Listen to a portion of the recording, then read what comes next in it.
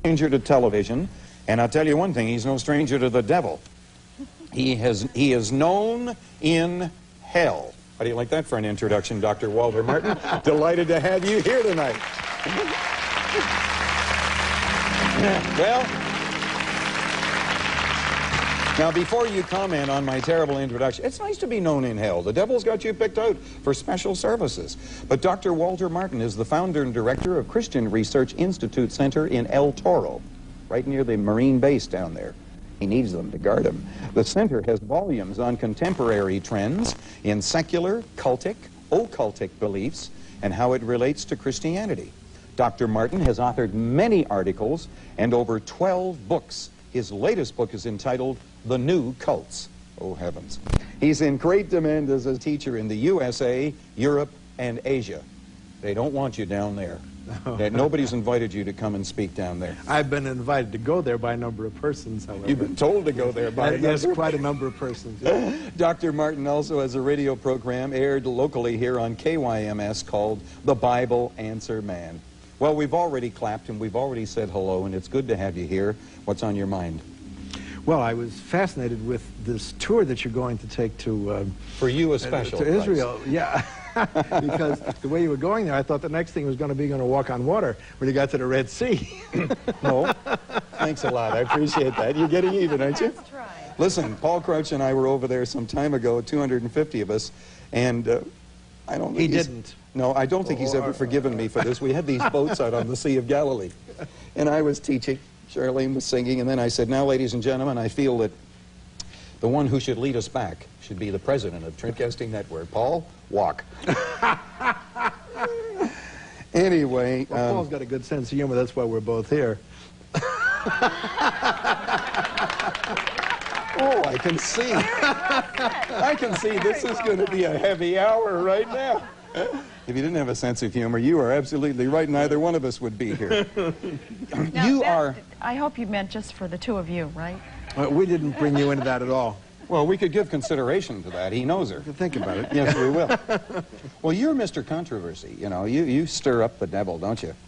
Well, and I stir up a lot of people. That's perfectly true. But I think that part of the problem of the church historically has been that if you don't have any movers and shakers and nobody dissenting and nobody pointing things out, then you don't have any teaching ministry in the church, because you teach by contrast. And the Christian church, his days of the church fathers till today, has been controversial. There's nothing wrong with controversy for the sake of truth. It's controversy just for the sake of controversy that's a sin. Yes. And controversy that speaks the truth in love is a biblical command. And at Christian Research Institute, which I direct, we specialize in dealing with the cults, the occult, non-Christian religions, and apologetics, which is the defense of Christianity. Now, the gentleman who was on before me was talking about Berkeley, and you were asking him questions about what the attitude of the professors was, and so forth. And it's obvious that they're secularists. I know I've taught in university and college and seminary for many years, and they obviously are antagonistic to theism and to Christianity. Now, what would it be like if the church never ever gave anybody any answer? Supposing all you did was go on television and smile at the camera and say, Jesus loves you. And the person out there says, yeah, but what am I going to do with this contradiction between this passage and that passage? Jesus loves you. What am I going to do about... I mean, this passage obviously teaches that Jesus is the Archangel Michael. Jehovah's Witness says that. Say, well, Jesus loves you. We're going to pray for you. You know what you're going to do? You're going to turn off everybody because people want answers to their questions. I do the Bible Answer Man program, 75 radio markets, about 11 hours a week, live. All across the country, in our major radio markets, we're getting a marvelous control survey without asking for it. And you know, as a former pastor, what this means. People are asking the same questions from Jacksonville, Florida, to Raleigh, North Carolina, to New York City, to Massachusetts, New England, across the Midwest, northwestern states, all the way across the country. Everybody is asking the same questions. Now, when you get a closed experiment like that, where everybody is asking the same questions, then you know that the church is not answering them. Because if they were getting answers to those questions, they wouldn't be calling in my program, or Bob Larson's, or other shows that specialize in questions and answers, and saying anything. They'd be getting all the information at home, but they're not getting it at home. Do you think it's because a lot of them don't know the answers to that, and that's why they go with the thing, Jesus loves you? Or I think it's worse than that, Charlene. I think that we've entered into an era which leading to the great apostasy and the rise of the Antichrist, whether you're pre-tribulation, mid-tribulation, or post-tribulation, you're going to get there one way or the other. Sure. It's all pure tribulation when you get down to it. But, the truth of the matter is, leading up to this, the Scripture says, and we don't pay attention to it, that there will be a lulling of the mind of the church, that the church will accept evil as truth, that the church will accept false prophets rather than true prophets, that when we speak against error, as Paul was doing in his day, who was coming after him? The Corinthians, the Galatians, everybody wanted to scalp. John speaks against the Antichrist. Who's the bad guy? John. Who's the bad guy? Paul. But these are the apostles. Now, in the entire history of the church, I think we discussed part of this one time before, God raises up apostles in the beginning, prophets, and then the church fathers, then after them the reformers, and so forth. What was the purpose? It was to bring the church back to the path she deviated from, theologically. Now, we have deviated in a massive way today. When you say we, are you talking about the evangelical born-again world? The evangelical hyphen charismatic churches. We're not talking about the liberals, we're talking about the conservatives. No, well, we don't even discuss the liberals because they're not. They have nothing anyhow. Right. So what are you wasting your time for? I came from liberalism. I was educated in Roman Catholic schools, and I was raised in an Episcopal church.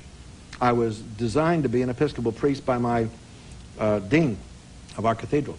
I would have been, except that he spent some time explaining to me that the Bible couldn't be relied upon always. And I knew better, even though I was a youngster, I knew better than that. So I turned away from that. I found out what liberalism was. I was educated in a liberal background, liberal theology. Now, I know the liberals are bankrupt. I know the cults are bankrupt. I know the world religions are bankrupt, otherwise God wouldn't have sent Jesus Christ into the world to save us. Right. He would have gotten there by Buddha, Zoroaster, Confucius, or your Uncle Harry. But God loved the world and sent his Son into the world to save it. Now, what's happening, this is true, what's happening is a marked reticence on the part of the professing church to call the proverbial spade a spade. We see Christian leaders on television, and they're asked direct questions on national television. I mean, right out in the open. Specifically, do you believe this? They won't answer them. You have such leaders as Norman Vincent Peale, big power of positive thinking image. And Peale goes on the Donahue show. That's coast to coast. That's the biggest talk show you've got. And they got to discussing Christianity. And Donahue asked him point blank, is the only way you get to heaven Jesus? No, no. I mean, after all, if you're sincere, what's going on here? This is the former pastor of Marble Collegiate Church. I mean, this is a leader in the American Protestantism. And they get in the middle of the dialogue on the subject of what people believe, and they're criticizing Dr. Peale for some of his views, some of the people. And Donahue says, oh, the hell with them. This is the people that are criticizing false doctrine. To hell with them. Peale says, right, to hell with them. Well, I mean, doesn't anybody ever anymore get excited in the presence of evil? That's the question I'm asking. I mean, doesn't it rile you? Oh, you can get riled about abortion because, I mean, after all, there's a lot of people with you. You can get riled about AIDS and homosexuality, even though we're suppressing that as consistently as we can to protect the gays. We can get excited about that because it's going to kill us. Right. That's why they're getting excited about that. Otherwise, you wouldn't hear anything about it. Blood transfusions. But what else? Nobody wants to come out and say what's wrong for fear that they're going to be criticized, for fear that they'll lose their constituency. See? Now, the truth is that if you preach the gospel like it is, and you defend the gospel the way you're supposed to, God will take care of your finances and your constituency. Amen. He promises to. Sure. See? You do not... That's good. You do not get up and tell people what they want to hear to get their pocketbook.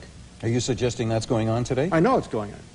I mean, I can turn on my television set and I can see it. I mean, there's one major TV network, not this one, Christian TV network, where the host has got to have his tear ducts connected to his kidneys because nobody could cry that much. I mean, how could you possibly miss? It's every other minute. Money, money, money. Well, there's nothing wrong with asking for money for the Lord's work, but when that is predominant in your approach, it is a turnoff. Sure, it is. When I went to a big TV network not long ago, I won't discuss which one for the sake of public relations. I went there, and they told me that I should speak as the Spirit leads me. Well, that's fair, isn't it? The Spirit leads you, you should speak that way, right? Okay. So as I got up to get on the stage, they handed me a slip of paper like this. It said, "Try and be positive in everything you say." I want you to tell me how it's positive to tell somebody they're going to hell. Tell me. How positive can you get? You're going to hell. You're going to hell. That's positive, huh? Of course not. You're going to have to say, "Hey, I love praying for you, but you know, if you follow this path, you're lost." But don't want to do that. So be positive in everything you say. Do not mention Jehovah's Witnesses, Mormons, or Christian Science. Now here is an internationally recognized cult expert. They said. They introduced me that way. Bring me on the program, fly me 3,000 miles, sit me down, and before I go on, they hand me a slip of paper that says, "Be careful what you say about your expertise." Huh? Heavy. No, it's not only heavy, it is what nobody wants to face. It's censorship. Sure. And that's why Christian networks are going to come up for real legal action in the next 5 years, because there are people out there filming these programs. I know this, monitoring Christian networks and saying this is not representing the community. This is a money-making fundraising deal, and we challenge that. It'll happen. It'll happen because people are getting to the point, and there's a lot of money out there that can be used to do this. People out there are saying, "Hey, how come you can speak on ABC, CBS, NBC, and PBS?" That's me. I speak on secular 10-to-1 on Christian. Do you know why? Because the Christians won't let me talk. Because they don't want to hurt anybody. But the secularists will let me talk. How do you like that? Yeah. Well, you're here. Yeah, well, I'm not talking about our program here. Now, you said earlier in the program, I liked what you said. You said, "We're going to pull any punches." Okay? Uh-huh. Pow. You ready for this? Go. Okay. You just named 3 denominations, and I'm not here to tear them apart, but you obviously feel they're totally occult and anti-biblical. Okay. Jehovah's Witnesses say that the Trinity is pagan nonsense, that Jesus Christ is the Archangel Michael, that his death on the cross wasn't even on a cross, it was on a torture stake. It didn't pay for your sins, you got to work for it. And when he rose from the dead, he arose as a ghost. Plus the fact that he came back in 1914 invisibly and has been running the kingdom from Brooklyn. That ought to turn you off immediately, okay? Then Brooklyn. Then you've got the Mormon Church, Donnie and Marie Osmond, right? The Mormon Tabernacle Choir, "Mine eyes have seen the glory," right? You got that? Beautiful. Beautiful, marvelous. What's behind it? Mormon Church says, as God was, as God is, as man is, God once was. As God is, man may become. You can become a God. Mormonism. Jesus Christ is the spirit brother of Lucifer, who became the devil. They teach that? Oh, yes. Not only that. So obviously anything you say tonight you have documented proof. I teach in a law school. Do you think I'm a fool? Right. Crazy I might be, I'm not a fool. No. See? Carry on. There's no... I think we should get I think we should get the Hawaiians back to saying the fight is on. But let's get the record straight. Okay, carry on. The cults declared war on the church. We didn't I declare agree war with you on here. them. I agree with you. We're supposed to respond to that, you see? Right. But that's what you're not getting. Instead, you're getting, shh, don't say that. That's not loving. Well, by that standard, neither was Jesus. Because when he met the Pharisees, the Sadducees, the scribes, and the Herodians, he barbecued them. Matthew 23. I'm very mild, I mean, compared to his dealing with false doctrine. Now, Christ dealt with it. Paul dealt with it. We're not dealing with it. We don't want to face it. Now, the Mormons absolutely categorically say that when Jesus Christ came into the world, into existence by sexual relations between a resurrected God and the Virgin Mary. Now, that's blasphemous garbage. Mm-hmm. Yes, it is. Now, why won't our Christian leadership that dominates our major networks and dominates the country come together and say Mormonism is the most rapidly growing, dangerous non-Christian cult in the world, and we've got to stand together against it? Why won't they do it? Mm-hmm. The mind science cults are all over the place. Christian Science, religious science. I could go, there's Christian Science. The various mind science, Unity School of Christianity, all of them deny the Trinity. All of them deny the deity of Christ. All of them deny the blood atonement of the cross that you're talking about advertising that book. Yes. They deny it categorically. And the resurrection of Jesus Christ from the dead in his own body. That's a classical attack on Christianity. Tell me why the Christian church should be silent in the face of those attacks. No, I think you're right, and I think it's good that you're sitting here tonight, from my personal point of view, saying what you're saying. Let me go to another approach for a moment. Matthew chapter 15. Yeah. Jesus said about these who taught other doctrines, Right.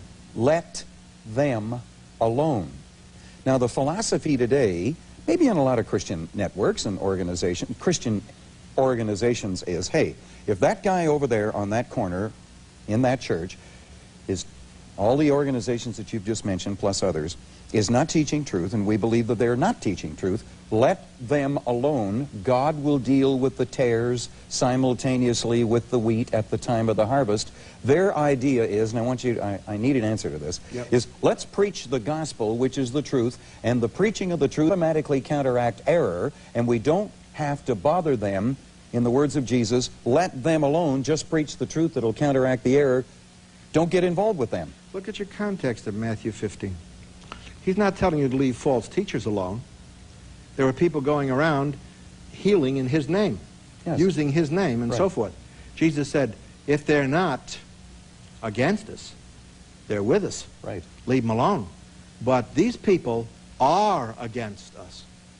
They've declared against us. So that They've taken position, the position then that I Yeah. just mentioned, Yeah. of preach the truth, it'll automatically counteract error, leave the personalities and the names out, you don't agree with. No, not only don't I agree with it, I don't know one major theologian in the history of the entire Christian church that will agree with it.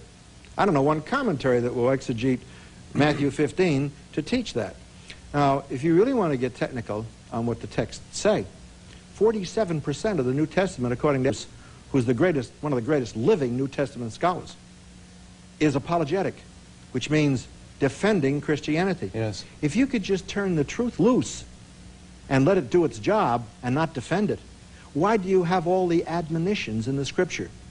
Contend earnestly for the faith, once for all delivered unto the saints. For the time will come when men will not put up with sound doctrine. They shall gather to themselves teachers who will tickle their ears, and the truth of God will be turned into mythology. Reprove them, rebuke them, exhort them with patience and teaching. Where's the rebuke? Where's the reproof? Where's the exhortation? You see, the people who are telling us not to defend Christianity are the people incapable of doing it. And the danger is, not only are they incapable of doing it, but they hinder those that are capable. They stand in the way of the defense of the gospel. Okay? And So you believe church and Christian broadcasting should take a far more militant stand and come right out and name the baby John? I can see no reason why we do not follow a biblical principle. First of all, I'm a professor in a law school, Simon Greenleaf School of Law. We had Dr. Montgomery on here, right? He did a great job Wednesday night. He's a brilliant man, and He he's is. done a great job for God. The point that we're making, and he's making, and the school's making, and a lot of us are making in the Christian world, we're growing in numbers. We're not diminishing. I'm happy to say the young people are listening to us. Praise the Lord. And the more they listen, the more other people are going to listen, because they're the future of the church. Whatever future we've got left, it's young people. I've stopped talking to the theologians because the theologians are too busy in the ivory tower. I want to talk to the kids who are out there fighting for their lives, because nobody's helping them. Right. And what we're facing is a direct denial of the defense of Christianity. And Dr. Montgomery brought that up. I brought that up. Others have brought it up. And the more we defend Christianity, the more people are going to say, well, that has merit to it. The more we obey Scripture, the more people will listen to us. Remember, the apostles defended the gospel before the Sanhedrin. They didn't walk into the Sanhedrin in Acts chapter 3 and 4 and say, well, I mean, you stay on your synagogue and your temple, and we'll stay on our corner, and we're going to leave you alone. You leave us alone, and don't worry anymore. I mean, after all, God will preach the gospel, and God's going to save people anyhow, so you guys go about your way, we'll go about our way. Is that what you get? You get Peter saying in there, whether it's proper to obey God or man, you decide. Neither is there salvation in any other. There's no other name given under heaven among men whereby you must be saved. Jesus Christ. Well, why do we not enunciate that against Jewish, Islamic, non-Christian religions and cultic structures in the United States that are constantly attacking Christianity? Why do we not respond to them? Why don't we train the young people? Why don't we make a defense of the gospel in our day? And the reason is because we're afraid we're going to get people mad at us. They're not going to like us anymore. They're not going to support our work. And then we're going to get turned off. But do you think there's a better way to do it? Because, like, if you came on all the time, say these networks came on and they were always blasting other religions. I'm not suggesting that. Instead of maybe teaching them, do you think it would help to, like, teach them while they were, if you just tell somebody, hey, you know, this I'm is suggesting, you're right, I'm suggesting balance. Right. I'm suggesting that instead of being all over on the evangelism side and the teaching of the Christian life, we teach also the defense of Christianity. How you stand up for your faith. Listen, you know this as well as I know it. You've had enough experience. Secular colleges, universities, and liberal seminaries eat Christians alive.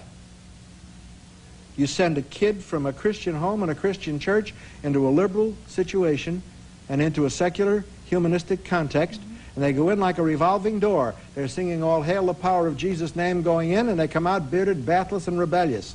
And nobody knows what happened to them. I know what happened to them. I was there. I think you do too. They didn't have any answers and reasons for their faith. None. I'm not suggesting we go on television and blast all the time. I'm suggesting that part of our television programming, our radio programming, our Christian educational approach take into consideration the necessity of training people to defend the gospel and their faith. I agree with you, and I must say this, I don't get a chance to watch a lot of Christians. Watch this network as much as I possibly can, and I see a trend that should be pleasing to you, from your point of view, that on Trinity Broadcasting, they're moving more and more, not into just we're going to entertain you and inspire you with music and teach the basic fundamental elementary truths of the Bible, but I see a move in some of the ministries on this channel that are getting into an apologetic presentation of the defense of Christianity. Maybe it's taken a while to get there because we're told to love your enemy.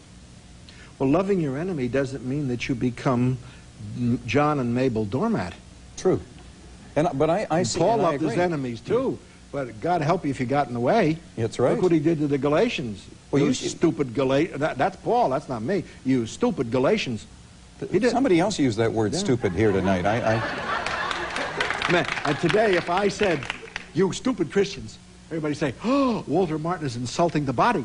Paul writes, and he takes the gloves off and says, you stupid Galatians, whoever led you away from the truth I gave you? And so soon How dumb can you be? And he chews them up for 3 chapters, right? That's right. I mean, he gets to the Corinthians, it's a good thing I'm not there, right? And it's a good thing I'm not there, because if I was there, That's well, right. look out, you see? Now, what happened to Peter? Chewing away in 2 Peter on the people that are pushing the truth into the background. Sure. What about Paul? The people who suppress the truth in unrighteousness. What is censorship but the suppression of truth?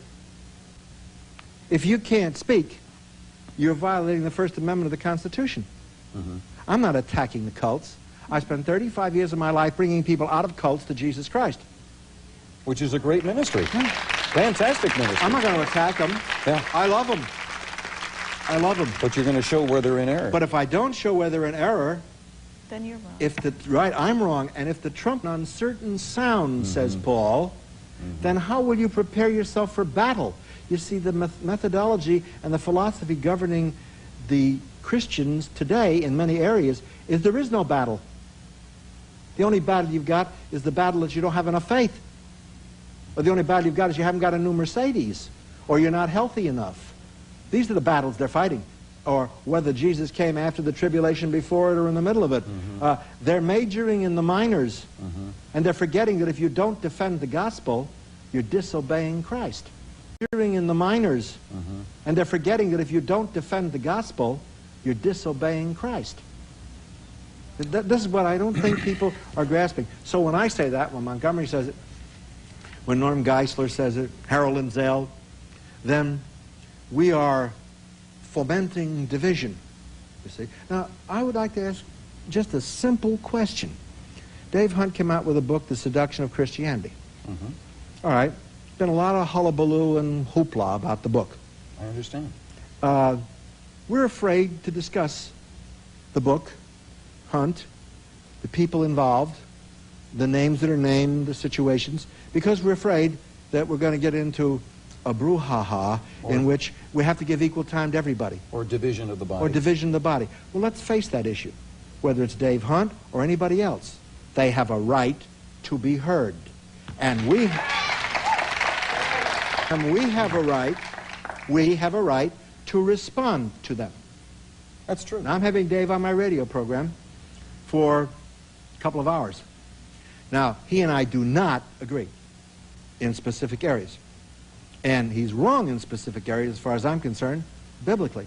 Now, why do we not have an open discussion where we sit down and we say, okay,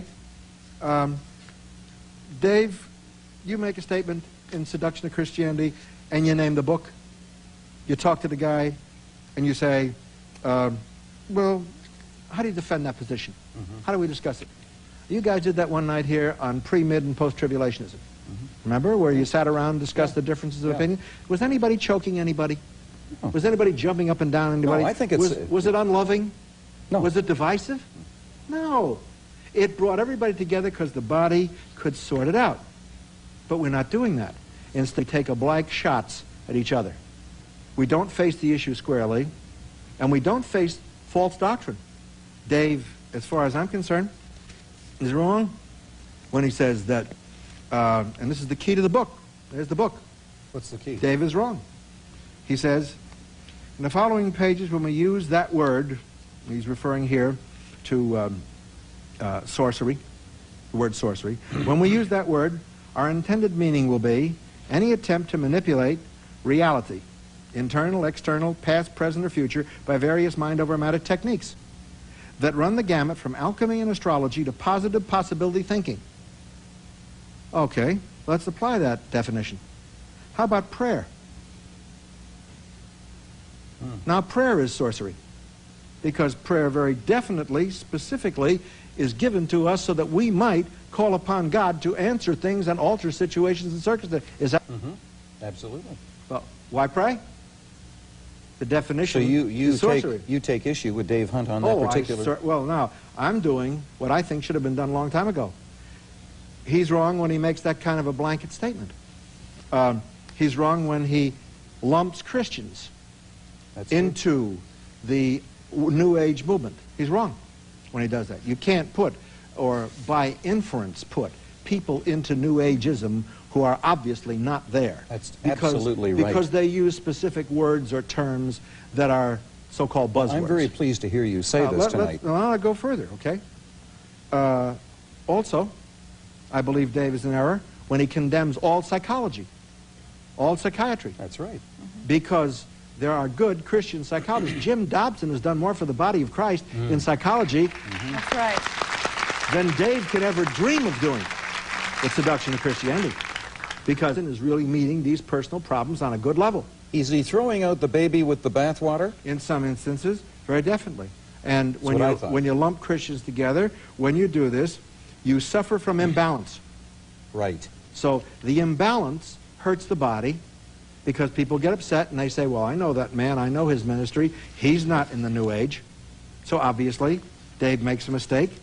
And I told him that before the book was published after hearing a lecture he gave. And I was on a panel with him, Evangelical Missions dealing with the subject of the cults. We discussed it. He knows exactly where I stand. He's my friend. I love him. He's coming on my program. We're going to talk 2 hours. He's going to pound the table and disagree with me. I'm going to disagree with him. But at least, Doug, in the name of sanity, the First Amendment, and truth, people are going to hear both sides. I like that. I think that's fair, you see? I think it's good. Now, that's the part of what Dave says and does. And there's a lot of things where I've, at Christian Research Institute, made constructive criticisms. But there's positive things. Does he accept your criticism? Well, he hasn't sent me any nasty letters or called me on the phone. He might disagree, but he's a gentleman. And he would, I think, give me the benefit of the doubt that I'm honest as he is. But what about the other side of the coin? And we learn from one another. We certainly do. That's right. What about the other side of the coin? Where Dave's right, why don't we accept it? That's what I'm saying. Well, we don't, you see. We do the same thing on the other side. We throw the baby out with the bathwater because we are afraid that if we say anything, a lot of people are going to be upset. Well, let me illustrate what I mean. I just quoted Hunt. I can quote him again, but let me quote again something that he said that I think is worth saying. We know in the study of cults that Herbert W. Armstrong, the Mormons, Christian Science, Unity, and all the Hindu cults have a basic thesis that man is or can become a god. Every one of them. right. Now we know that. We know it's occultic, we know it's evil, and we know it's to be rejected. Isn't that right? Correct. Everybody agrees to that. Yes. All right, now, when Christians teach that doctrine, it is still just as evil. It is still just as wrong, and it must be spoken against no matter who they are. From Billy Graham on down to you and me at the bottom of the totem pole, if we're teaching false doctrine, which is exactly what the cults are doing, then we are subject to criticism. Well, it's like Paul said in Galatians 1, even if an angel from heaven come and preach any other gospel unto you, let him be accursed. Okay. That's exactly what you said. Then listen carefully. This is about Jesus Christ. Spiritual means separation from God. Spiritual death also means having Satan's nature. What is Satan's nature? John 8. He is a liar and a murderer from the beginning, and he abode not in the truth. Jesus defined his nature, right? Okay. Spiritual death means separation from God. Spiritual death also means having Satan's nature. Jesus experienced the same spiritual death that entered man in the Garden of Eden. He became one with man in spiritual death. After Jesus was made sin, he had to be born again. See, you have to realize that Jesus died. You have to realize that he went into the pit of hell as a mortal man, made sin. But he didn't stay there, thank God. He was reborn in the pit of hell. In the pit of hell. You're talking about God the Son, second person of the Trinity. This is heresy. Thank you. It's not only heresy, it's blasphemy. That's true. Copeland, Kenneth Hagin. Said that? Yes. Chapter and verse, tapes and everything. Now, why in the name of God do we not follow the biblical principle? If we're going to hang Dave Hunt for where he's wrong, let's admit he's right. But we don't wish to do this because we don't want to offend people. You can't use names. Since when? Hymenaeus and Philetus have erred concerning the truth. They teach the resurrection is past. They overturn the faith of the church. Didn't Paul say that? Right. Alexander the coppersmith had done me much harm. May the Lord reward him according to his works. Let me ask you a question then about the names you just named. Yeah. Do you believe these men are conscientious Christians? Yep. Born again? Yep. Love the Lord? Yep. Made a mistake? Doctrinal error. And So we don't throw them out because they made an improper statement. we love them. Right. What we do is we contact them, right? Uh-huh. And we say to them, hey guys, this is wrong. And we give them the reasons, right? Mm-hmm. We did. Uh-huh. Nobody takes any envelopes. Nobody takes any letters. Nobody takes certified mail asking these questions as brothers. Let's sit down and talk about this. You don't get anything. All you get is condemnation of anybody that criticizes. Well, the truth of the matter is, listen carefully. The Mormons say you can become a god. When you become a new creature, your spirit is completely recreated. You need to realize that you are not a spiritual schizophrenic, half God and half Satan. You are all God. Sound familiar? Really? Kenneth Copeland, Believer's Voice, Victory, 382. You are all God. Now, I don't care who he is.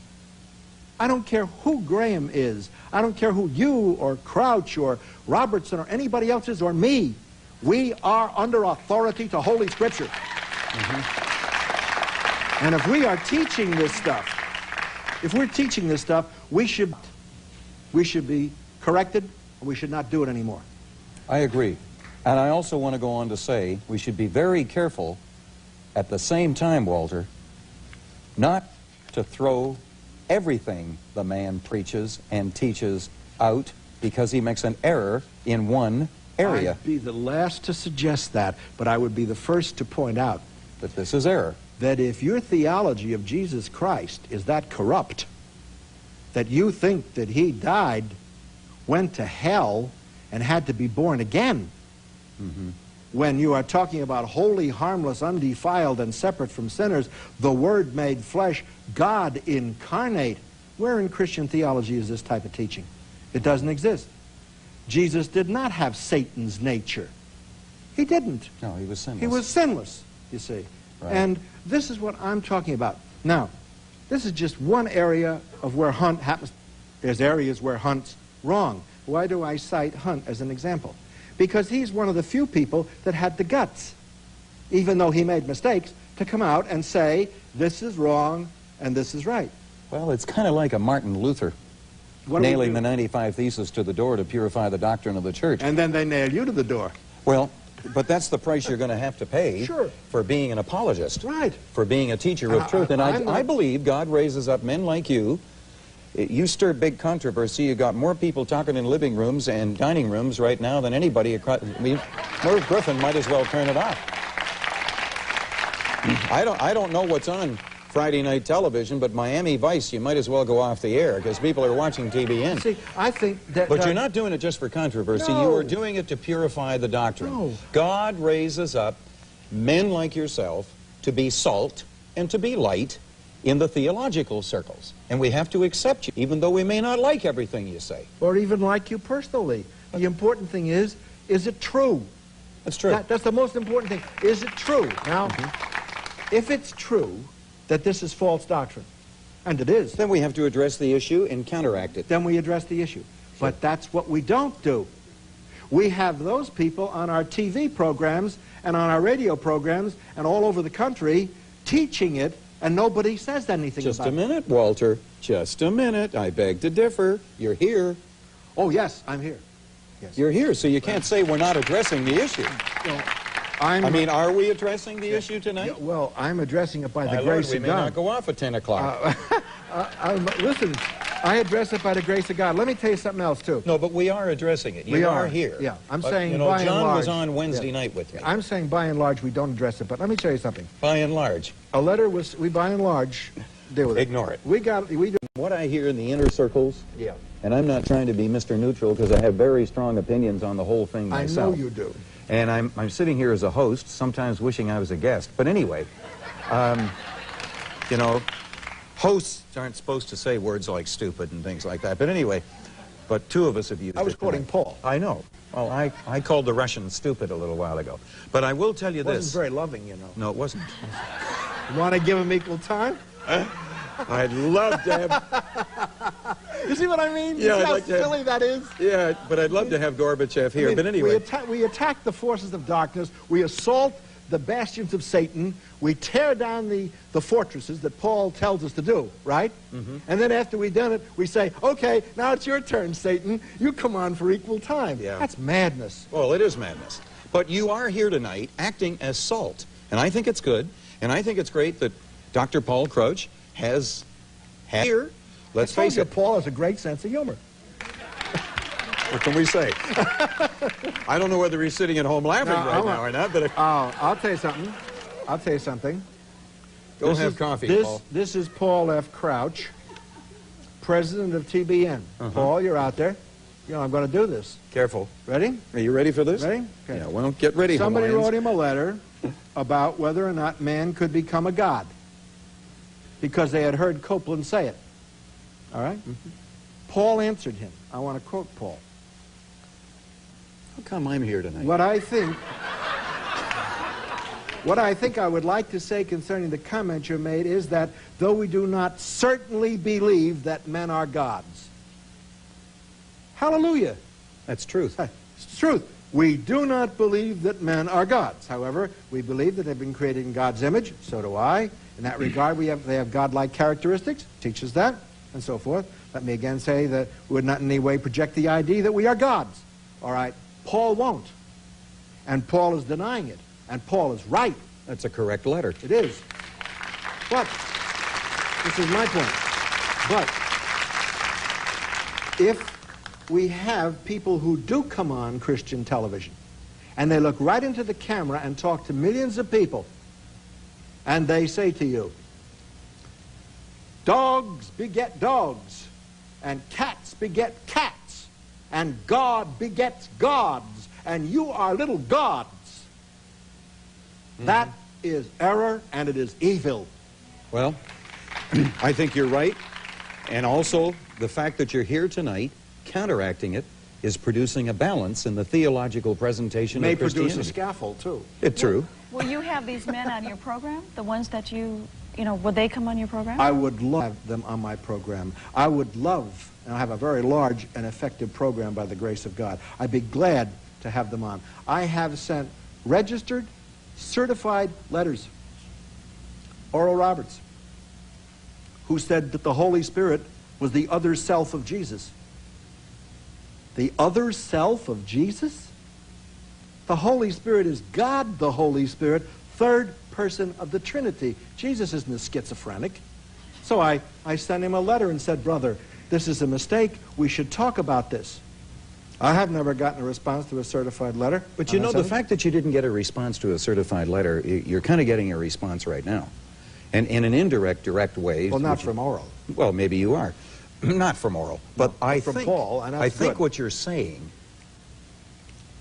what you're simply saying to these men, though you may not get an audible or written answer, you're getting through. That you're getting through. You know, it's a steady drop of water on the rock that eventually splits it. And there are some brothers that will talk to you. For instance, now Dr. Schuller and I are poles apart theologically.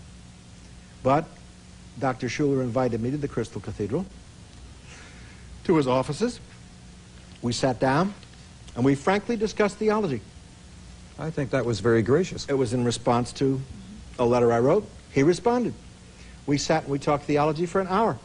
There was no doubt after we got finished in front of 7 witnesses that Dr. Schuller and I do not agree in some basic areas. But you do agree on some areas? Yes, Dr. Schuller and I agree on the Trinity. We agree on the virgin birth. We agree on the deity of Christ. We agree on salvation by the cross. We agree on the bodily resurrection of Christ and his second coming. We agree on justification by faith and Reformation theology. He's my brother in Christ. I love him. Those are the basic Those that are you fundamentals. do agree on. He's my brother. I love him. But as I said to him when I was sitting there, Dr. Schuller, though we agree in these basic areas, what about the fact that you conduct seminars for the Unity School of Christianity? which denies everything you and I believe. And you are conducting seminars for them, and in those seminars, you are teaching them how to raise money to build more unity centers to go on denying our Reformed faith. I see. He wrote me a beautiful letter. You're right. I won't do it anymore. Okay. Okay. There's my point. You're getting through. I got through. You're okay. getting through. Okay. Be patient. 6 months to a year later, Dr. Schuller is still conducting the unity seminars, and I can't get through on the telephone or by mail. But you have discharged, Walter, your responsibility. Yes, but this is the terrible part about it. When Dave Hunt went on the John Ankerberg TV show, which is the #1 Christian talk show in the country, he's the Christian Phil Donahue, and he's on 3700 network, and he just went on TBS, which is enormous. Yes. All right. He's tremendously popular. John had Dave Hunt on, and they discussed the New Age movement. Dave Hunt brought out that Dr. Schuller doesn't believe in calling people sinners. He doesn't believe in the biblical doctrine of hell. He believes that everybody comes into the world without a sinful nature. He says, Jesus never called anybody a sinner. I won't. Dave Hunt brought out a number of things. Well, what Dave said was accurate, was truthful. It was loving. The PTL network canceled the John Ankerberg show because of Schuller's displeasure with this having been said on a national television program. Since when does one person have so much power that they can cancel a TV program? Huh? You know, the classic answer is that's life. The checks and balances. I got a better one from that for you if you want to talk about censorship. I produce a great number of cassettes, you know that, and books. Yes. My book, The Kingdom of the Cults, was cited by Newsweek as one of the 10 most spiritual books in America after 20 years in circulation. God has blessed it. Newsweek. Hallelujah. Newsweek. Great. Okay? Centerfold, in color. All right, thank God. That's a good recommendation. All right, now, my publisher of my tapes and books refused to release a tape on Robert Schuller. It's theology, just his theology. Not him personally. Just an analysis of his theology. You know why I was told that we couldn't do it? They couldn't do it because they produced the Sunday school for Dr. Schuller's Crystal Cathedral, and they might lose the account. The end justifies the means. Good grief, we're Jesuits.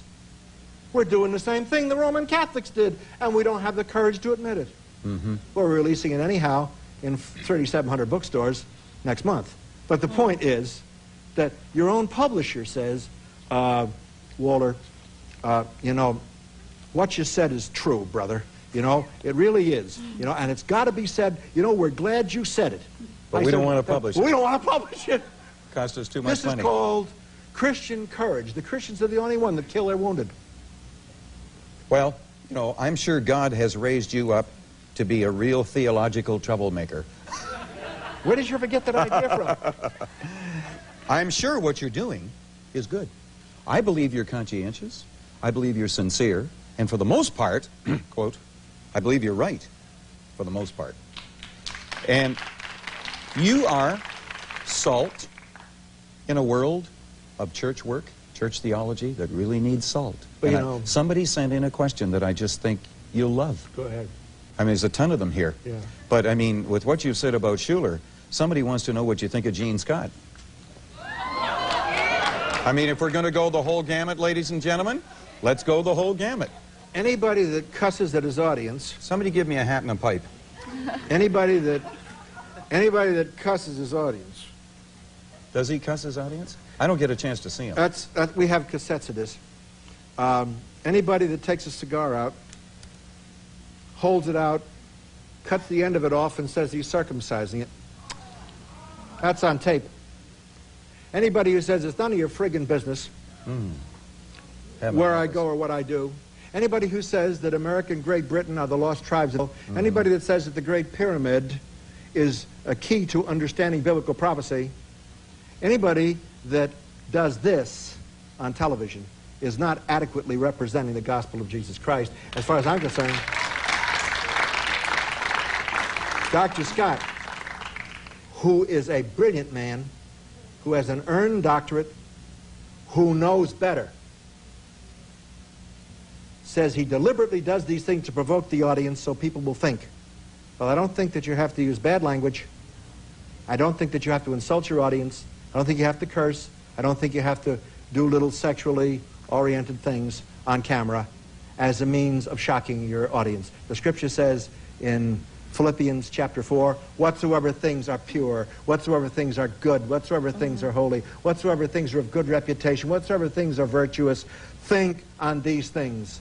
Do not think on the things that that's talking about. They are not in that category. Everybody that's enjoyed Dr. Martin tonight, say amen.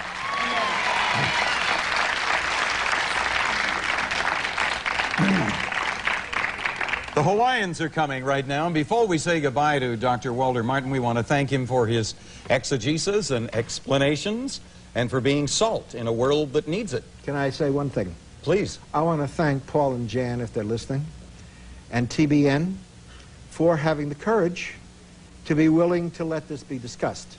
I hope it'll continue. Well, I honestly... I will provide the documentation from every tape, every article, everything that anybody I quote on this program said, if they want it. Because the one thing at CRI we try and do is to maintain accuracy. We're not going to say it, we can prove it, and we've been in business 35 years and we have never had a lawsuit lodged against us, and I pray God we never will. And the reason you don't is because you tell the truth. I am telling the truth. Right. Well, God help me, as Luther said, I can do nothing else. It's been a pleasure having you on tonight. It's been interesting.